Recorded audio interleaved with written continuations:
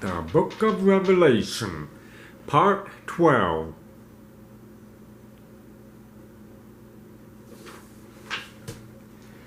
Hello everyone.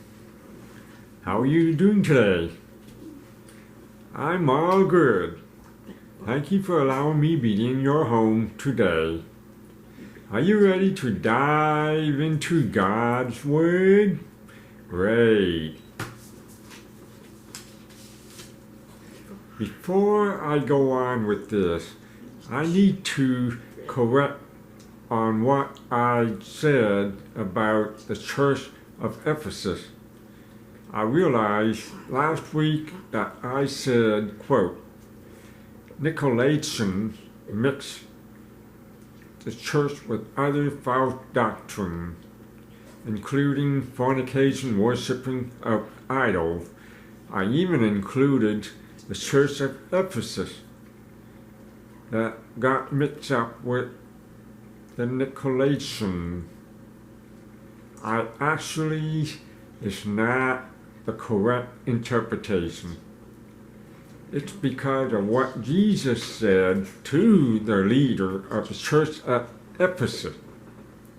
Quote, but this you have, that you hate the deeds of the Nicolaitans, which I also hate. Revelation chapter 2, verse 6.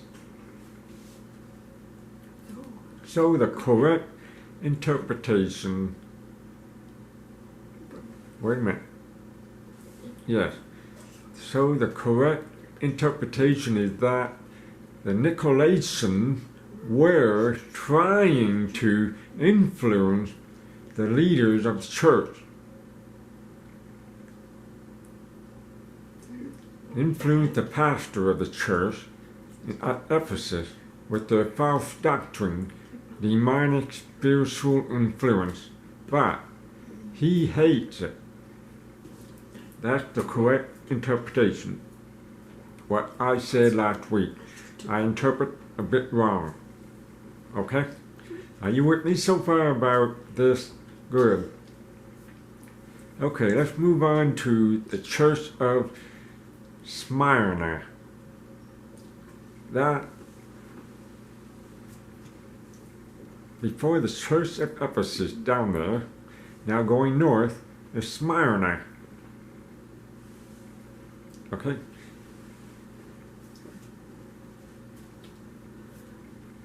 Let's read Revelation chapter 2, verse 8 to 11. I'm using the Amplified Version. And to the angel messenger of the church in Smyrna, write, these are the words of the first and the last, who was dead, who died and rose again, came back to life again. Verse 9, I know your affliction and distress and pressing trouble and your poverty, but you are rich, and how you are abused, reviled, and slandered by those who said they are Jews and are not, but are a synagogue of Satan. Verse 10, fear nothing that you are about to suffer. Dismiss your fears, trials, and fears. Behold, the devil is indeed about to throw some of you into prison, and that you may be tested and proved and critically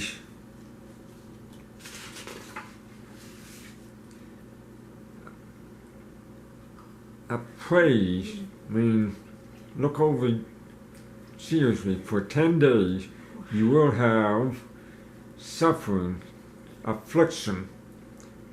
Be loyal, be loyally faithful unto death, even if you must die for it. And I will give you the crown of life. Verse 11. He who is able to hear, let him listen to and hear what the Spirit says to the churches. He who has overcome is victorious, shall in no way to be injured by the second death. The letter to Smyrna is the shortest of the letters. That compared to Thyatira is the longest. Okay? The history is very interesting about the city of Smyrna. The city at Smyrna was a seaport city, like before the waters. Yeah. So, but understand this. The silt keep building up sand over time and make the port entry very difficult for the ship. It was a wealthy city, popular because of the science, medication, and amazing design of the building. Architecture means design of buildings. It says amazing means beautiful building there in that city. It was also very political city that housed many Christians who were poor and persecuted. The chief goddess was Cybele, and her temple was the largest in the city. Cybele's followers decide a day when they cut themselves dancing into craziness. Now, the male priests were castrated, vows were castrated, becoming a third gender, meaning neither male nor female. Smyrna was noted for oracles, meaning scriptures. They have the scriptures there, where the Spirit would speak through a priestess. Now, this is the demonic. The saints were poor in material things, but they were rich in their faith and love for the Lord. An early bishop of Smyrna was Polycarp. A bishop was named Polycarp, who served Christ for 86 years and was a disciple of John. The book of Revelation, John, right, was his disciple. The stadium in Smyrna held 20,000 people. It can hold 20,000 people. For years was a place for executing Christian. Okay, notice that it says that the saints were poor and they lived in a wealthy city. This usually happens when people learn that they are Christian or followers of the way. I mean the same thing. They used to be called themselves followers of the way. I mean follow Jesus, his way. Okay.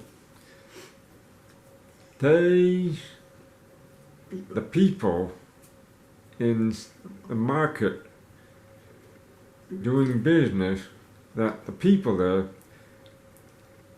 will avoid doing business with the Christian, the saints, as many have already been selling in the market and became poor. They could not sell anything as all the whole town knew about their faith. Only those who are Christian are doing business with other Christians, and they're struggling to get by. But they are rich in their spiritual life, totally devoted to the Lord. Let's look up the Greek word for Smyrna. The Greek word for Smyrna is the same, Smyrna. Greek definition,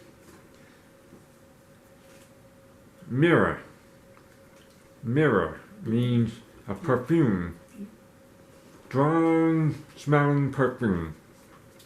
Now notice in verse 8 that John wrote to the Smyrna, quote, "These things say the first and the last, who was dead and is now come to life." In the same phrase in the beginning of Revelation chapter 1 verse 17. Jesus said, "Do not be afraid. I am the first and the last." Same thing. Jesus said, "I am the Alpha, beginning and Omega, and the end." And in Revelation chapter 2 verse 8, Jesus said the same, "I am the first and the last, who is dead and is now back to life again." I believe that Jesus himself is emphasizing who he is. The same characters for who Jesus is. Jesus never changed. He's the same. Are you with me so far about this? Good. Okay, now, number one, the commendation.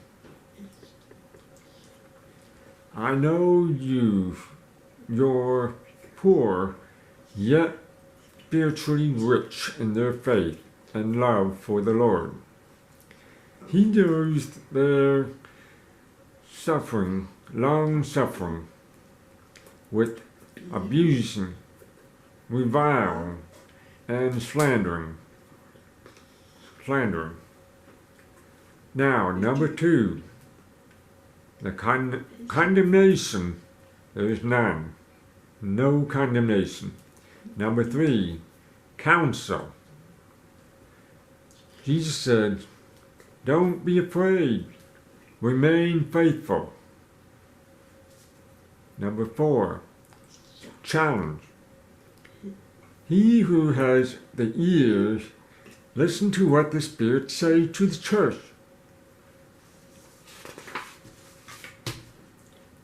He who has overcome is a victor, shall in no way be injured by the second death. In other words, don't be feeling overwhelmed by them who persecute. Remain. In the next part 13, I will touch on the Church of Pergamum. There will be more detailed with lots of information as we will go deeper into the Word. I look forward to seeing you again soon. Have a great day. Bye.